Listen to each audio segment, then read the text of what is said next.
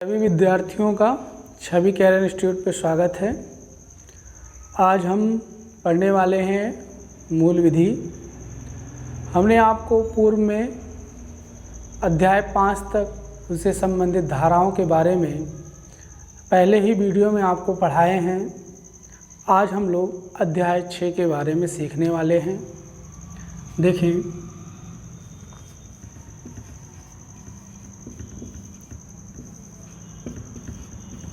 जैसा कि सभी को ज्ञात होगा, हमने पूर्व में बताया था भारतीय दंड संहिता में 23 अध्याय और उनसे संबंधित 511 धाराएं हैं। इन 23 अध्याय में आज हम सीखेंगे अध्याय 6 के बारे में। अध्याय 6 की बात करें तो अध्याय 6 का संबंध है राज्य के विरुद्ध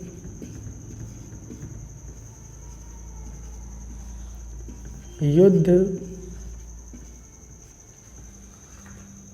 करना। यानी जब कोई व्यक्ति राज्य के विरुद्ध कोई युद्ध करता है, कोई अपराध करता है, तो वह अध्याय 6 के अंतर्गत दोषी दिया जाता है, दोषी करार होता है। यहाँ जो राज्य शब्द है, यह राज्य शब्द पूरे देश को प्रदर्शित करता है, यानी पूरे भारत को प्रदर्शित करता है। यहाँ राज्य क्षेत्र एक विशेष राज्य को न प्रदर्शित करके पूरे भारत को प्रदर्शित करता है। इस अध्याय 6 के अंतर्गत जो धाराएं हैं, वह धारा 121 से लेकर 130 तक धाराओं का उल्लेख है। लेकिन सभी धाराएं आपके लिए महत्वपूर्ण नहीं हैं। जो धाराएं आपके लिए महत्वपूर्ण हैं और जिनसे संबंधित विभिन्न एग्ज़ामों में प्रश्न आए हुए हैं, उन धाराओं के बारे में हम आज चर्चा करेंगे। देखिए, पहली धारा है धारा 121। जो धारा 121 है, उसका संबंध है भारत सरकार के विरुद्ध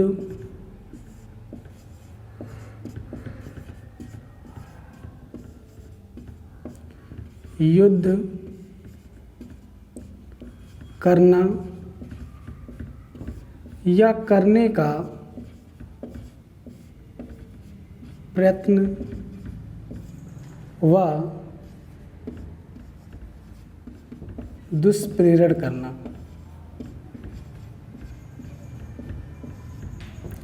यानी कोई भी व्यक्ति, चाहे वो भारत का व्यक्ति हो, चाहे विदेशी व्यक्ति है, यदि वो भारत के विरुद्ध युद्ध करने का प्रयत्न या दुष्प्रेषण करता है, तो वह धारा 121 के अंतर्गत उसे आपराधिक कृत माना जाएगा। और इस आपराधिक कृत के लिए इस आईपीसी धारा 121 के अंतर्गत उसे आजीवन कारावास या 7 वर्ष तक की सज़ा व जुर्माना से दंडनीय होगा। आजीवन कारावास, 7 वर्ष तक की सज़ा व जुर्माना से वह व्यक्ति दंडनीय होगा यदि कोई भारत सरकार के विरुद्ध युद्ध करने का प्रयत्न या युद्ध करता है या दुष्प्रेषण करता है, तो उसके लिए धारा 121 के अंतर्गत वह अपराधी माना जाएगा। जैसे मान लीजिए राहुल नाम का एक व्यक्ति है,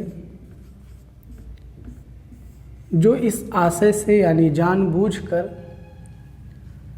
भारतीय सेना पर आक्रमण करता है।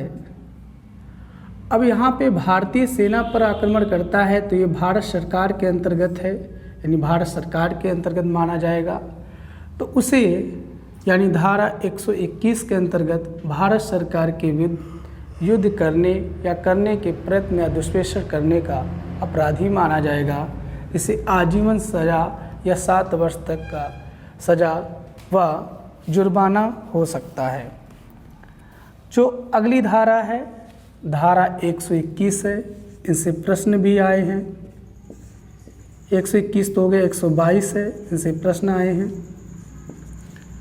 जो कोई व्यक्ति भारत सरकार के विरुद्ध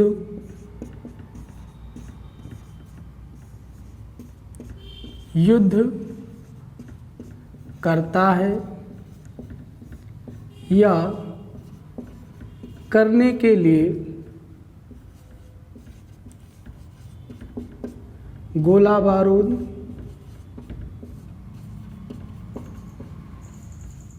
या अन्य विस्फोटक पदार्थ एकत्र करता है,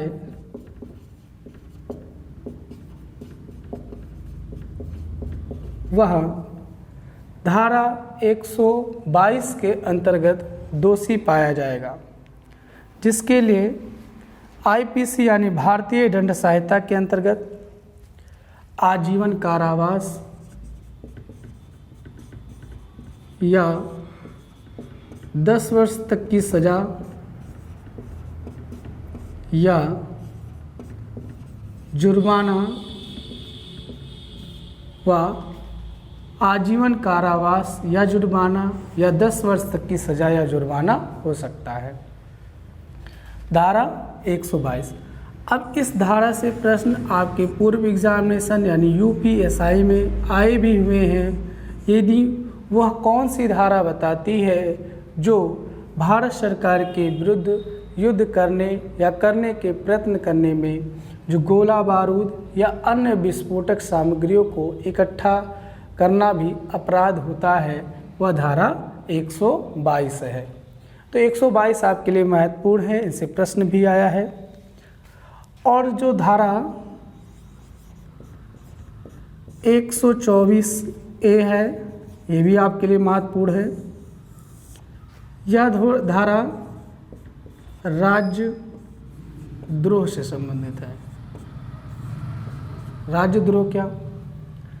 भारत सरकार के विरुद्ध यदि कोई संकेतक या दर्शाने, यानी जो भारत सरकार है यानी वर्तमान मंत्रिमंडल है उसके विरुद्ध कोई संकेतक, दर्शाने आदि के कारण घृणा, अवमानना प्रकट करता है, तो वो भी धारा 124 के अंतर्गत राजद्रोही माना जाएगा, यानी उस पर राजद्रोह के सहित मुकदमा होगा, जिसके लिए आजीवन कारावास या 3 वर्ष तक की सज़ा व जुर्माना से दंडनीय होगा। ये धारा 124 बताती है। अगली जो धारा है आपके लिए जो महत्वपूर्ण है 125 है। 125 अब 125 क्या है? जो एशियाई मैत्री संबंध रखने वाले जो देश हैं, यदि उनके विरुद्ध कोई भी व्यक्ति लूटपाट, युद्ध आदि करता है तो उसे 7 वर्ष तक की सज़ा का प्रावधान है या आजीवन कारावास। मैत्री संबंध रखने वाले का मतलब है कि जैसे मान लीजिए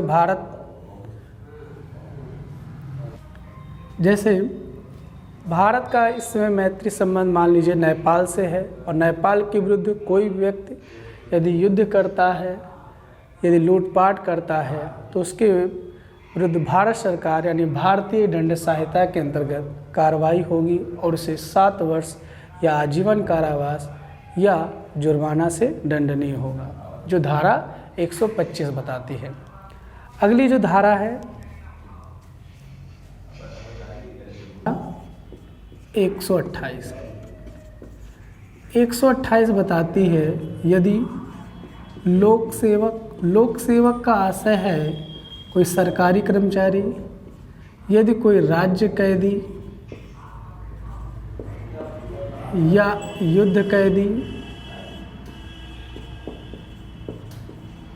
को छुड़ाने या भगाने का कार्य करता है तो वह इस धारा के अंतर्गत अपराधी माना जाएगा, जिसके लिए न्यूनतम 10 वर्ष तक की सज़ा या आजीवन कारावास का प्रावधान है। यदि कोई भी लोक सेवक यानी सरकारी कर्मचारी, भारत सरकार के अधीन सभी कर्मचारी जो आते हैं, वो किसी कैदी को या किसी राज्य कैदी को छुड़ाने या भगाने का साहस यानी जानबूझकर यह कृत्य करता है तो वो अपराधी माना जाएगा, उसे 10 वर्ष तक की सज़ा या आजीवन कारावास दिया जाएगा।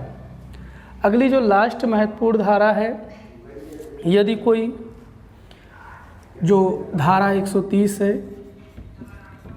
धारा 130 का अर्थ है यदि कोई भी व्यक्ति, यहाँ पे लोक सेवक की बात नहीं है, कोई भी व्यक्ति यदि किसी राज्य कैदी या युद्ध कैदी को छुड़ाने का प्रयास करता है या कृत्य करता है तो उसे 10 वर्ष तक की सज़ा या आजीवन कारावास से दंडनीय होगा। तो ये आपके अध्याय 6 से संबंधित जो महत्वपूर्ण धाराएं थी, अगले वीडियो में हम अगले अध्याय में चर्चा करेंगे। धन्यवाद।